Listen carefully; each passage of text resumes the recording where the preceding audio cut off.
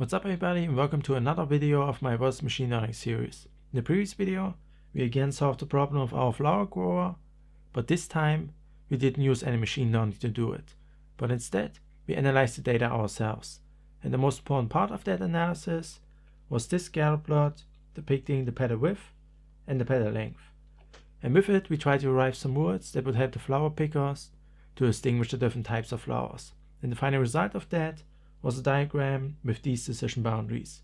And here we realized that it could also be depicted as such a decision tree. So even though we didn't want to use any machine learning to solve the problem, what we did is essentially how the decision tree algorithm works. And it looks something like this. And the important question that remained at the end of the last video was, what does it actually mean to find the best feature to split the data? Because we did that kind of intuitively, but if we want an algorithm to automatically find those decision boundaries, then we need a metric that precisely tells us what the best feature is to split the data. And what such a metric could look like is the topic of this video. So if we look back at where we made our first split decision, we split it right here at a petal width of 0.8. Why did we do that? We did it because it resulted in a pure separation of those Iris-Setosa flowers, meaning that to the left of this line there are only green dots. In other words, the probability of the green dots in this area is 1. And this is what we want, because if you now pick your new flower and it falls somewhere to the left of this line, like this one, then we can predict with 100% certainty that this flower is an Iris-Setosa. If on the other hand we would move the split slightly to the right like this, then the probability of the green dots isn't 1 anymore. Instead, it decreases to, let's say, 0.9. because there are now these additional orange dots. In this case, we would still predict this flower to be an Iris-Setosa, simply because the majority of the dots in this area are green. But our certainty of that prediction would have decreased, because there's now a slight chance that this flower is actually an Iris versicolor. So clearly, the probability of a class in such an area plays an important role for making predictions. Namely, the higher the probability, the higher the certainty of our prediction about new unknown flower that falls into this area. And since the ultimate goal of our decision tree is to make such predictions, then clearly the metric we use to automatically build that decision tree must make use of probabilities in some way. And in fact, there are many different such metrics, and they have all one thing in common. They all manipulate the probability in some way to come up with a number that tells us where to best split the data. And an often used metric, and the one we are going to look at, is called entropy. And its formula looks like this. So we multiply the probability of a class with the logarithm base 2 of that probability. And we do that for all the classes that we have, and then we sum up those values. And lastly, we take the negative of that sum, and that's our entropy. And this formula might look complicated or unintuitive at first glance, so let's have a look at what the different parts do and how we might interpret them. So as expected, the metric deals with probability, and it even includes it 2 times. But only the second one is used in the way we thought about probability when it talked about how different probabilities affect the certainty of our prediction. So let's look at that first. The formula does something strange with it. It calculates the logarithm base 2 of that probability. Why does it do that? Well, if we look back at the statement from earlier on, it said the higher the probability, the higher the certainty of our prediction. This can also be stated somewhat differently, namely, the higher the probability, the lower the uncertainty of our prediction. And calculating the logarithm of the probability represents the second statement. To be more precise, taking the negative of the logarithm of the probability. And here's why. So this is a graph of the logarithm base 2, and since we are dealing with probabilities, which can only take on values between 0 and 1, we only have to look at this part of the graph. So let's do that. And here we can see that the function returns large negative values for low probabilities. And then as the probability increases, the function increases as well. So actually this graph seems to represent this first statement. There's however a problem, and it's when the probability reaches its highest possible value. Then the function returns a 0. So for the case where there were only green dots, the certainty of our prediction would be 0, meaning that we had no certainty. This obviously makes no sense because this is the best case scenario for making predictions. So after all, this graph doesn't really represent this first statement. But if we flip it, simply by adding a minus sign in front of it, then it perfectly represents the second statement. For low probabilities, it returns large values. So for instance, in this area, the probability of the orange dots is relatively low. And if we would now predict this new flower to be an ice-worthy color, then our uncertainty of that prediction would be very high, simply because it's much more likely to be an isotosa. So this situation is appropriately reflected by this graph. And then, as the probability increases, the graph decreases until it ultimately reaches 0 when the probability is 1. Meaning this time that there's absolutely no uncertainty about our prediction. And that is a more accurate description of the situation that we encountered here.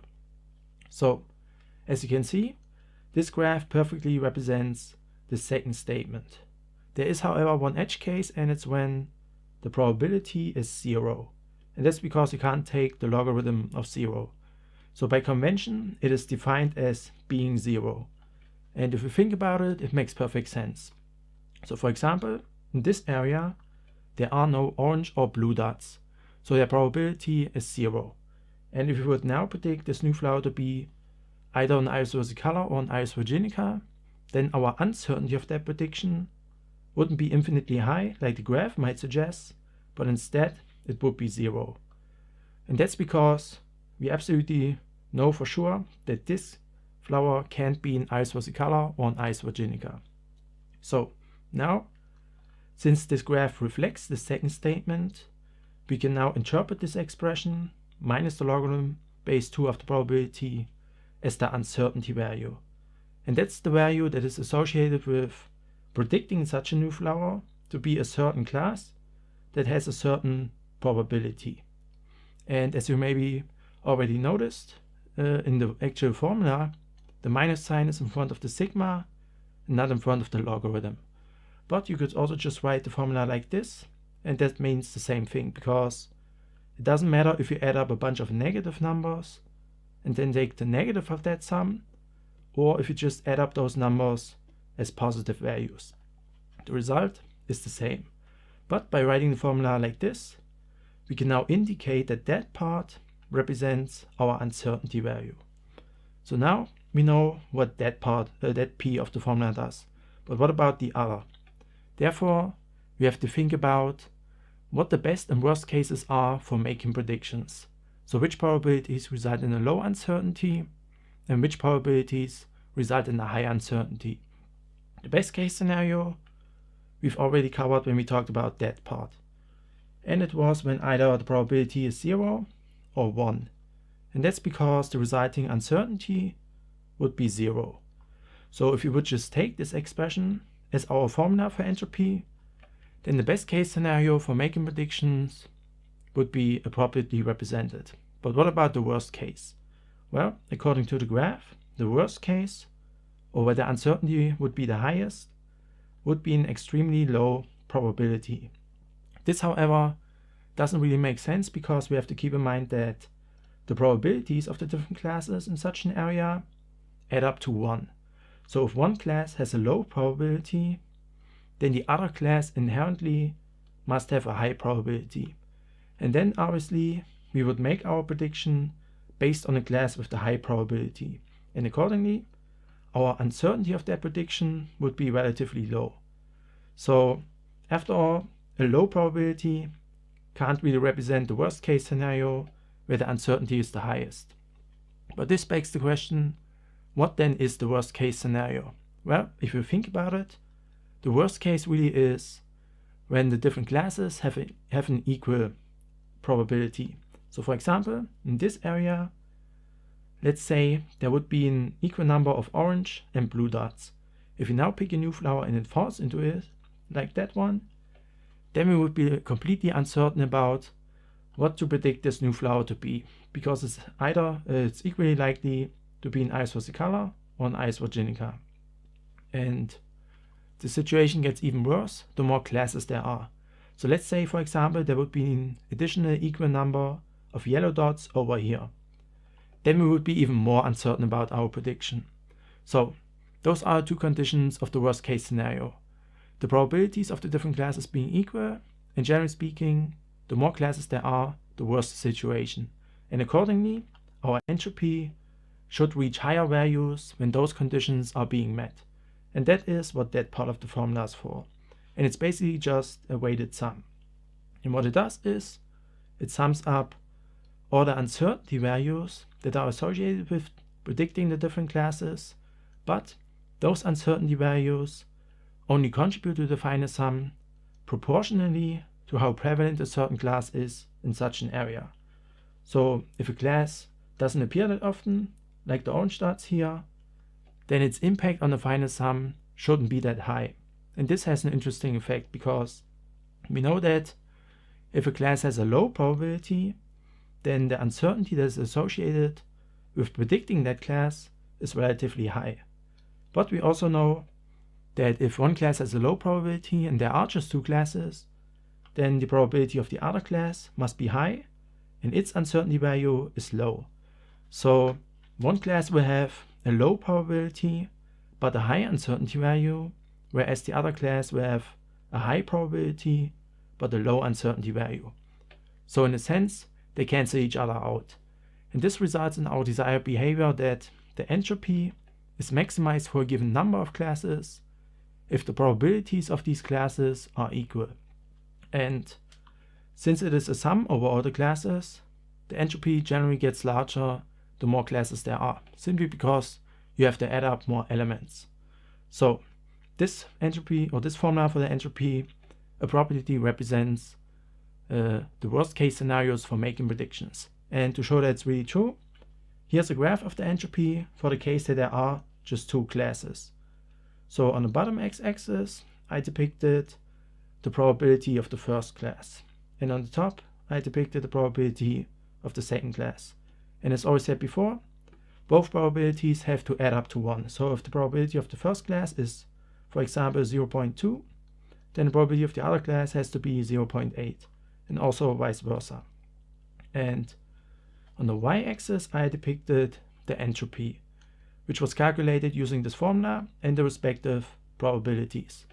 And as you can see, this graph reaches its peak when both classes have an equal probability.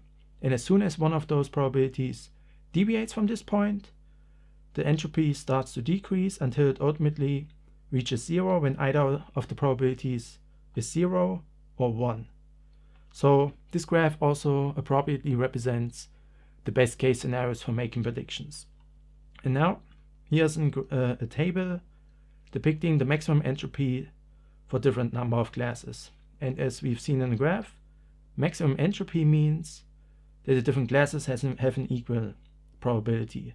So if there are 3 classes, each has a probability of 1/3. If there are 4, each has a probability of 1/4, and so on.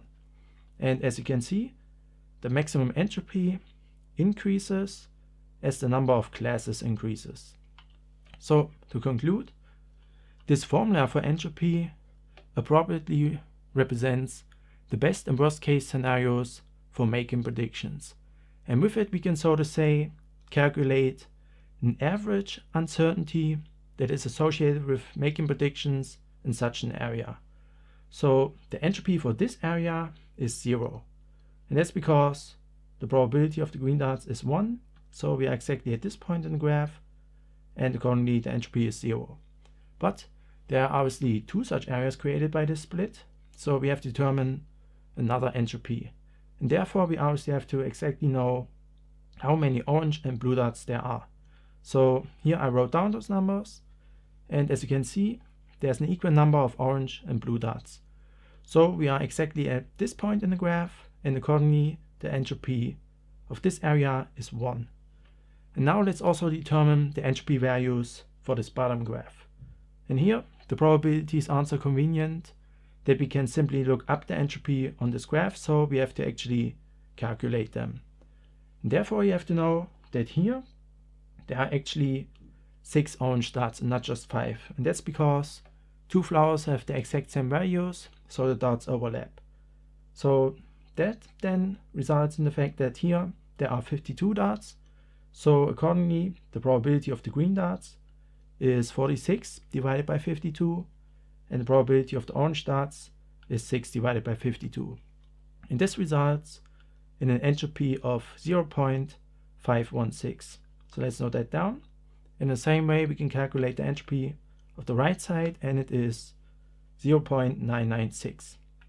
And now we have a little problem, because as we move the split to the right, the entropy of the left side increases, whereas the entropy of the right side decreases. So the situation for making predictions gets worse on the left side, whereas it gets better on the right side. So how do we now decide which of these splits is better? And I know in this case it's probably easy to say, because the situation on the left side gets a lot worse, whereas the situation on the right side only slightly improves. So out of those two splits, this one is probably the better one. But this might not always be this obvious, so we need a metric that exactly tells us which of these splits is better. And therefore, we can, so to say, calculate an overall entropy for the entire graph, which is the result of making such a split. And we do it similar as before with a weighted sum. But this time it's a weighted sum over those two areas, so the weight is the number of dots in the respective area divided by the number of dots in the whole plot. So now let's calculate the overall entropy for both diagrams. So for the first one, the plugged in numbers look like this. So the weight of this left side is simply the number of isotosa flowers divided by the total number of flowers. And this weight is then multiplied with the entropy. And in the same way, the numbers are determined for this right side, and this results in an overall entropy of 0.646. So let's note that down. And in the same way, we can determine the overall entropy for this bottom graph. And it is 0.804. So now we know for sure that this split is the better option out of those two. And that's because it results in a lower overall entropy. And this means that the associated uncertainty with making predictions in these areas is lower than it is for this plot. And as a side note, I quickly want to mention that doing this step of actually choosing between splits is actually done, or conventionally done, using a metric called information gain. But calculating this overall entropy is essentially the same, but I think it has the advantage that it is a little bit more intuitive. So now we finally have a metric that tells us which of these splits is better. And this leaves only one final question to answer, namely, how do we know which splits we should compare with each other in the first place?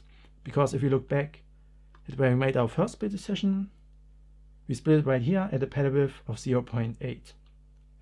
But we could have also just chosen a pattern width of 0.9 or a pattern width of 0.99 and so on. So there are infinitely many that we could potentially choose from, which begs the question, how do we know which are the ones we should compare with each other in the first place? Well, for a split to make sense, it must be between two dots. And ideally, it's exactly in the middle, so that it's as far away from both dots as possible. So a simple approach for determining potential splits is to simply consider all the values that lie exactly in the middle of two dots as potential splits. So for the pattern width, all the potential splits would look like this, and for the pattern length, all the potential splits would look like this. And you also obviously do that for the zebra length and width, and then you calculate the overall entropy for all those splits, and then you choose the one that results in the lowest overall entropy. And with this now, we can finally answer the question what it actually means to find the best feature to split the data.